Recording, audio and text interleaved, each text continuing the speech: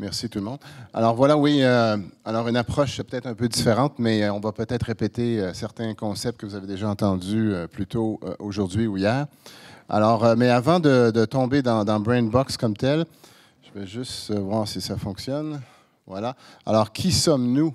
Alors voilà, on est un groupe, un groupe qui possède énormément d'édifices. On est un groupe immobilier qui possède plusieurs divisions dans des environnements qui sont passablement difficiles à contrôler au niveau du CVAC, donc au niveau de la température. Alors, je vous nomme peut-être deux de nos groupes aérothermes, ceux qui connaissent. C'est les entrepôts très laids là, que vous voyez en bordure de piste dans les aéroports internationaux, où il y a les avions d'un côté puis il y a les camions de l'autre qui font du cargo. Donc, et au centre, ben, il y a les douanes d'habitude, où il y a, en tout cas, il y a la police fédérale américaine ou canadienne. Et c'est des environnements qui sont très contrôlés au niveau sécurité, mais qui c'est complètement le cauchemar pour maintenir la température. Alors, si vous parlez des employés d'Air Canada, je pense que quand ils sont mis en pénitence, ils sont envoyés à Air Canada Cargo parce qu'ils ont la joie de travailler alors que les portes sont constamment ouvertes parce que les avions arrivent puis il faut rentrer le cargo. Puis de l'autre côté, mais on ouvre aussi les portes parce que les camions doivent être chargés. Donc, ça fait comme une espèce de tunnel d'air à moins 30. C'est vraiment agréable. Et là, ils nous disent à nous, mais il fait froid. Vous devriez contrôler votre CVAC. Alors, c'est un exemple. Un autre exemple, Indospace, c'est des entrepôts frigorifiques en Inde. Alors, quand il fait 40 degrés dans le sud de l'Inde et qu'ils ouvrent les portes pour prendre les produits congelés, vous avez une petite idée comment c'est compliqué à maintenir une température pour pas que les produits deviennent invalides ou impossibles à vendre parce qu'ils ont été à température qui n'était pas la bonne. Donc, partant de ces prémices-là, comment on peut améliorer sans que ça nous coûte une fortune? Alors, l'idée nous est venue de créer une nouvelle compagnie qu'on appelle BrainBox. Afin d'essayer de voir si l'intelligence artificielle pourrait être mise en production, littéralement, pour contrôler tous les paramètres du CVAC dans un édifice, dans ce genre d'environnement-là, mais aussi dans toutes sortes d'autres environnements. Alors, depuis 3 ans, bien, on a travaillé fort de notre côté. On a aussi bâti une espèce d'écosystème de partenaires parce qu'à nous seuls, on n'y arrivera pas. Donc, on est allé joindre Ivado, on est aussi allé joindre l'ETS, parce que l'ETS a au niveau expérience dans la mécanique du bâtiment, une expérience qui est vraiment très, très importante pour nous, qui est souvent n'est pas théorique, mais très pratique, ce qui se passe vraiment au niveau technique sur les systèmes. On est aussi allé faire une collaboration avec 2 départements de recherche américains, celui au Colorado, le NREL, et celui qui est sur la côte ouest, qui est le Pacific Northwest, qui avait une expertise dans la gestion d'énergie dans les édifices. On est allé chercher ça. Évidemment, mais les classiques, Microsoft, Bell, parce qu'il y a beaucoup de télécoms dans notre solution, mais aussi des plateformes comme Coppertree puis Switch pour tout ce qui est la représentation des données, parce qu'on avait besoin de ça, puis on n'avait pas le goût de programmer nous-mêmes les nouveaux dashboards qui existent déjà. Alors, ça vous donne un peu une genèse de où c'est parti. Maintenant, rapidement, juste pour vous faire un peu, puis j'ai l'impression qu'on répète toujours le même message, là, mais un peu vous donner une idée de ce qui se passe. Puis ce que je veux un peu vous donner, c'est peut-être l'image macro, là. Pourquoi on est où on est aujourd'hui? Bien, il y a une raison. Maintenant qu'on sait ce qu'on sait, c'est sûr que si on retournait dans le passé, on pourrait dire « Ah, ben oui, on aurait pu prédire que ça allait arriver », mais honnêtement, il n'y a pas grand monde qui avait vu ça venir. Alors, on est rentré dans l'âge digital. Puis vous pouvez voir que, en tout cas, moi, personnellement, dans les années 80, quand les PC sont arrivés, les clients-serveurs, j'étais passablement excité. Et je pensais que ça y est, c'est la révolution. Après ça, l'Internet est arrivé. Puis là, j'ai compris que les clients-serveurs, c'était rien. L'Internet, ça, c'est vraiment plus cool. Et ensuite est arrivé les téléphones mobiles, les téléphones intelligents. Et là, j'étais complètement fou de joie. Mais malgré tout ça, on n'avait encore rien vu. On était encore dans ce qu'on appelle l'âge de l'information. Et là, on est arrivé dans l'âge digital. Et là, ça va passablement plus vite. Mais ça va être un graphique qui vous donne un peu une idée de la croissance. Fait que si vous vous sentez bousculé, c'est pour ça. On est en ce moment dans la courbe jaune.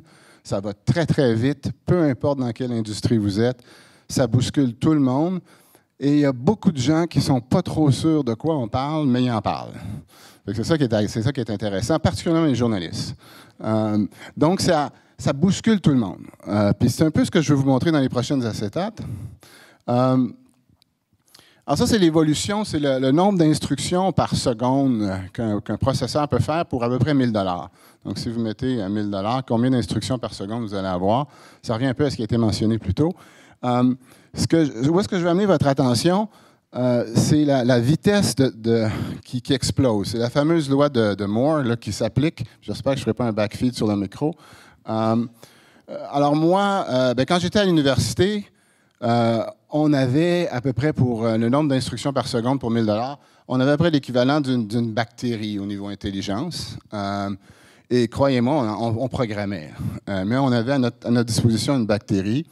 Quand l'Internet est arrivé, on arrivait à l'intelligence d'un ver de terre et on avait l'impression d'avoir des outils puissants à notre disposition. Maintenant, regardez, là, si on se place là, on arrive tranquillement, 2020, à l'équivalent d'une souris. Ça, c'est l'année prochaine. 2030, le chimpanzé. 2040, l'homme. Donc, nous tous ici dans la salle, on va voir ça. Alors, maintenant, pour la première fois, on n'est pas limité par la capacité informatique. On l'a été longtemps, mais là, on a à notre disposition assez de capacité, assez de puissance de feu pour avoir vraiment du plaisir à essayer plein de trucs et pas être limité par le petit sablier qui tourne, parce qu'il n'y a pas le temps de tourner. Puis c'est un peu ce qui a été dit plus tôt, c'est les coûts. Alors, tout coûte moins cher. Le storage coûte moins cher. Puis il n'y a pas si longtemps, vous remontez à il y a 10 ans, vous auriez voulu avoir 1 terabyte de storage à votre disposition dans une salle de serveur. Probablement que le responsable des finances ou le CFO de la compagnie aurait dit non, ça coûte trop cher par mois. Fait que rationalise tes data, garde juste ta moyenne par mois, puis débarrasse-moi tout le reste, optimise, mon grand, tu n'as pas le budget. Mais là, aujourd'hui, ce n'est plus une question. J'ai arrêté de suivre à bureau en gros combien ça coûte une clé USB. C'est devenu plus un facteur. On parlait de la télécommunication. On a maintenant un coût, même si au Canada, on est encore les pays où ça coûte le plus cher à avoir des cellulaires par mois, ça reste encore de moins en moins cher à avoir, particulièrement si vous adoptez pour des technologies comme LoRa ou Sigfox, des technologies qui coûtent quelques sous par mois à opérer. Alors tout d'un coup, la télécommunication n'est plus un problème, vous pouvez relier tout ensemble. Puis je voulais vous montrer qui a déjà vu la vidéo de Cisco Humanity. Levez la main. Bon, c'est une vidéo que je montre à peu près tout le temps depuis 2 ans, mais qui donne une perspective intéressante sur ce qui s'est passé depuis 50 ans. Et puis, si vous voulez, on va juste le regarder.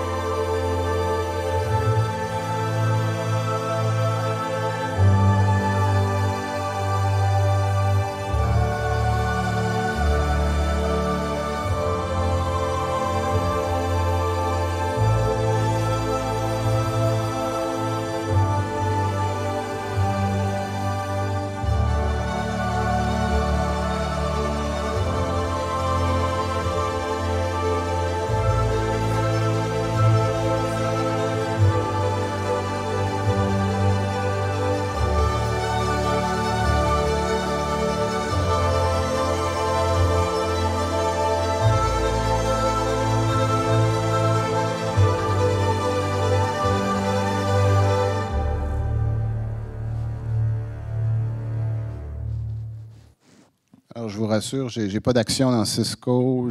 Cisco n'est pas un partenaire. C'est juste que cette vidéo-là, c'est celui que je trouve qui représente bien le chemin qu'on a parcouru.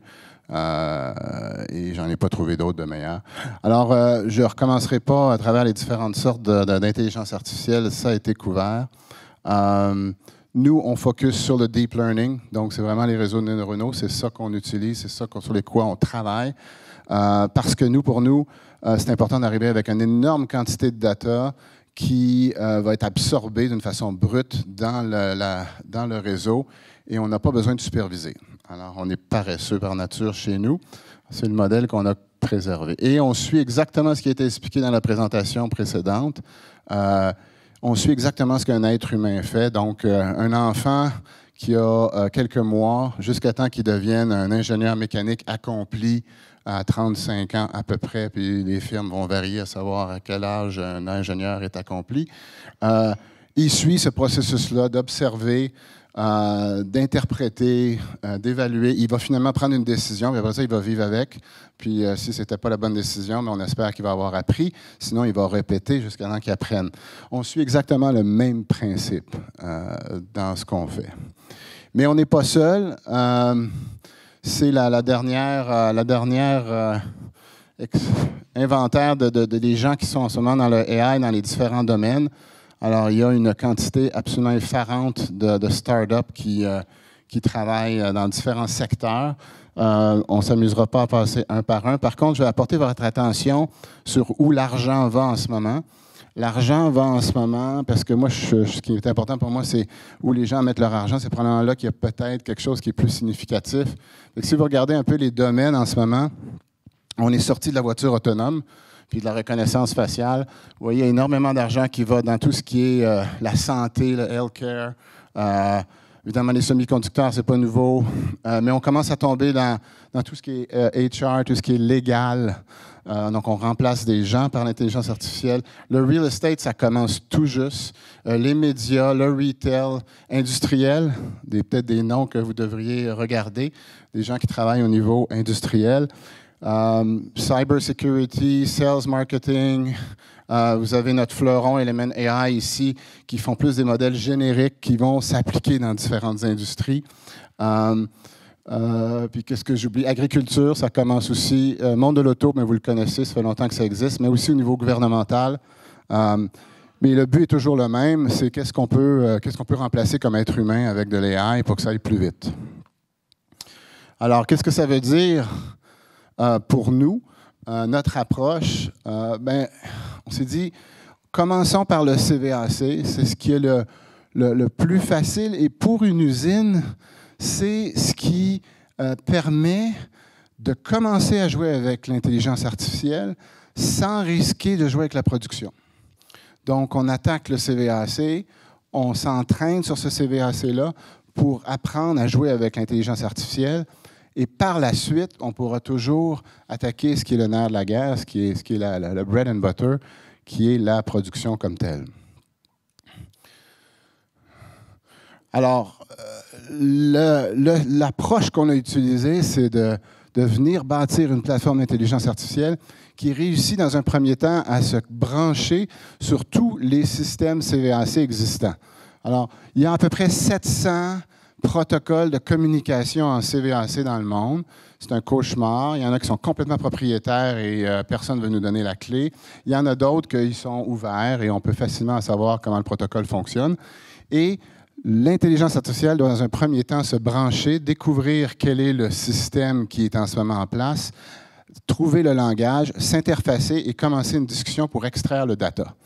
Et l'idée, c'est de commencer par extraire le data avec un edge device qui tranquillement pompe le data, envoie ça dans le cloud. Et lorsqu'on a quelques mois d'accumulation, les algorithmes peuvent commencer à étudier le data pour comprendre comment cet édifice-là fonctionne sans jamais avoir eu les plans de l'édifice, sans jamais avoir vu la liste d'équipements en place dans l'édifice. Simplement en apprenant à partir de tous les points du CVAC qui sont dans l'édifice.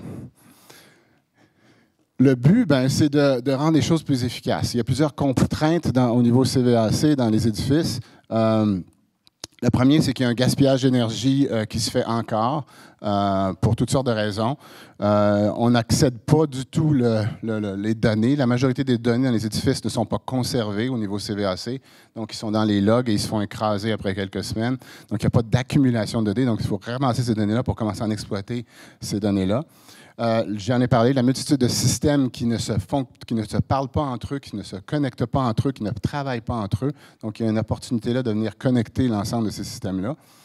Et pouvoir accéder à des programmes d'aide gouvernementaux en rendant l'édifice plus efficace et surtout de venir gérer les points de demande. Donc, de plus en plus maintenant, Hydro-Québec, comme toutes les compagnies électriques en Amérique du Nord, tentent de nous sensibiliser à dire est-ce qu'il y a moyen de couper les pointes.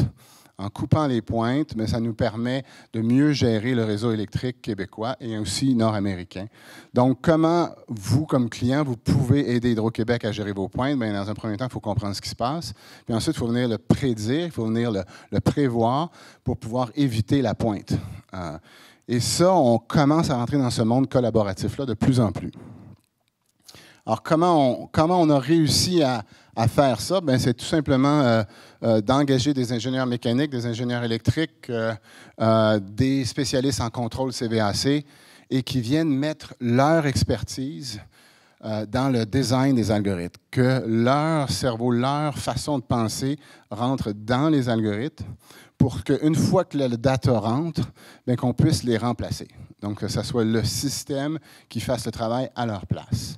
Et que ce soit pour la mise en route d'un édifice ou pour l'opération quotidienne. Et le secret, c'est de prédire le futur. On est dans du time series en CVAC, donc le temps s'écoule et les événements se produisent sur une échelle de temps. Alors, le secret, c'est de prédire le futur. Donc, on fait exactement, on n'a rien inventé à ce sujet-là, on fait exactement ce qu'il faut en bourse. De plus en plus, maintenant, les algorithmes en bourse viennent prédire, avec une précision désarmante, le cours en bourse d'une entreprise. Alors là, ça vient complètement changer la dynamique sur le marché boursier. Nous, on fait la même chose, mais au niveau CVAC. C'est moins payant, c'est peut-être moins palpitant, mais c'est la même chose. Alors, nos algorithmes roulent et viennent nous dire, dans cette pièce-là, la température va être de 21,2 dans 1 heure, dans 2 heures, elle va être de 23,4, ainsi de suite. Et constamment, les algorithmes roulent pour prédire le futur des températures dans chacune des pièces d'un édifice. Et lorsqu'ils détectent un événement indésirable, donc température trop haute, ils prennent une mesure corrective immédiate afin d'éviter de tomber en mode de réaction. Et qu'est-ce que j'entends par mode de réaction? Bien, la majorité des systèmes, pour ne pas dire tous les systèmes CVAC en ce moment, bien, ils vous surveillent et lorsqu'ils atteignent un point de consigne déterminé, exemple 23,5, ils considèrent que c'est trop chaud et là, ils déclenchent la clim pour rabaisser la température. Mais rendu à ce moment-là, et la thermodynamique étant ce qu'elle est, elle est très lente. Une fois que vous êtes arrivé à 23,5, même si le système part, vous allez quand même, comme une montagne russe, finir votre courbe. Vous allez probablement monter à 24, 24,5. Éventuellement, le système de climatisation va prendre le dessus, puis là, vous vous ramenez à l'intérieur de la zone de confort. Mais il va vous avoir coûté, à ce moment-là, passablement de kilowatts. Donc, d'être capable de voir venir à l'avance, grâce aux engins neuronaux, nous permet, avant qu'on vive un épisode, de prendre les mesures correctives immédiatement et de consommer beaucoup moins de kilowatts pour arriver au même résultat désiré. Alors, si je vous présente, c'est un magasin au marché central. On a un programme bêta qui a commencé depuis 2 ans, qui nous permet de développer la technologie. Alors ça, c'est un magasin tout bêtement, tout à fait traditionnel au marché central. Je ne vous dirai pas lequel. Et c'est en fin de semaine. Alors, quand on disait de précision, alors vous avez la courbe qui est en vert. Excusez-moi, la courbe qui est en bleu. J'avais l'impression de voir vert d'ici. C'est ce que l'engin neuronal prédisait comme température dans le magasin heure par heure. Et vous avez en orange la température réelle du magasin à fur et à mesure que le temps s'écoulait. Donc, comme vous pouvez voir, c'est passablement précis et on voit venir exactement ce qui va se passer. Maintenant, ici, vous avez non seulement les données du magasin comme tel qui arrivent d'une façon live et on a évidemment tout l'historique, mais vous avez en plus toute la météo détaillée à cet endroit très précis-là, où on va chercher la météo et la prévision météo d'heure en heure pour cet endroit-là. Et en plus, on s'est branché à Google Popular. Puis Google Popular, ben, vous traque tous, et moi aussi, nos mouvements et vient me dire très précisément, avec plus ou moins 4 personnes, combien de gens vont avoir dans le magasin heure par heure. Alors, Google Popular, c'est un API qui ne coûte pas très cher et il me permet de donner ce data-là pour tout ce qui est des magasins, des restaurants, des hôtels. Je n'ai pas accès à des endroits qui sont privés, donc les bureaux ou les maisons, mais on sait qu'eux ont ce data-là, mais ils ne le vendent pas pour des raisons évidentes. Alors, ces 3 sources de données-là viennent rentrer dans l'engin neuronal et viennent nous donner la capacité de prédire précisément quelle va être la température dans le magasin, heure par heure, avant que ça arrive. Alors, une idée, toujours dans le même magasin, le genre de bénéfices que ça rapporte à la chaîne du magasin. Alors, des économies d'énergie, bien entendu, mais toutes sortes d'autres avantages que nous-mêmes, on n'avait pas vu venir, une baisse des appels de service. Donc, souvent, dans les grosses chaînes de magasins, le gérant du magasin va se plaindre qu'il fait chaud. Fait que là, il appelle le head office, puis il dit « il fait chaud ». Et là, le head office appelle le contracteur en CVAC qui envoie un petit camion avec un technicien pour voir pourquoi il fait chaud. Alors, vous imaginez, ces services d'appel-là, ces service calls-là coûtent très cher en bout d'année et ils sont évidemment répertoriés afin de pouvoir suivre est-ce qu'il y en a plus ou moins, etc. Donc, on a pu diminuer ce nombre d'appels de service-là d'une façon assez drastique. Puis évidemment, beaucoup moins de plaintes de la part des employés qui avaient tendance à se plaindre beaucoup. Il fait chaud, il fait froid, il fait chaud, il fait froid. Alors, je ne m'étalerai pas trop dans la mécanique, mais il s'agit de déployer un Edge device, donc une boîte de proximité qui vient se brancher sur les systèmes existants de CVAC et qui se mettent à pomper ce data-là dans le cloud, dans le nuage, et on accumule. Donc, les algorithmes sont à la fois dans le cloud, à la fois sur le Edge device. Et lorsque vous êtes à l'aise à ce que l'intelligence artificielle prenne le contrôle, fait que la première partie, c'est vraiment théorique, c'est-à-dire que l'intelligence artificielle vous dit, voici, si vous m'aviez laissé opérer l'édifice, ce que j'aurais fait.